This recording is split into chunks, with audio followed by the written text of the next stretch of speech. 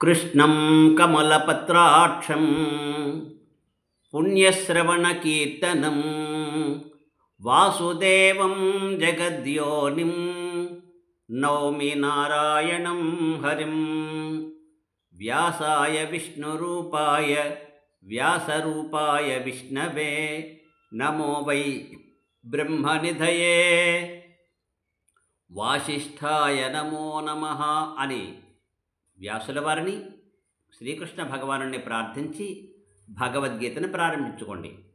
స్నానం చేయాలి, ఆరాధన చేయాలి, భోజనం చేసిన తర్వాత చదవకూడదేమో, ఇలాంటి నియమాలు ఏమీ లేవు.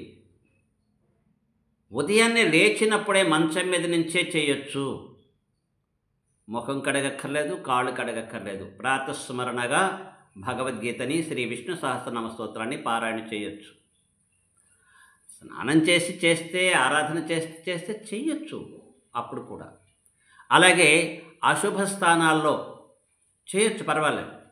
ఎందుకంటే ఎక్కడైతే మీరు భగవద్గీత, శ్రీ విష్ణు సహస్రనామ స్తోత్రం పారాయణ చేస్తారో అక్కడ ఆ స్థలం పవిత్రమవుతుంది.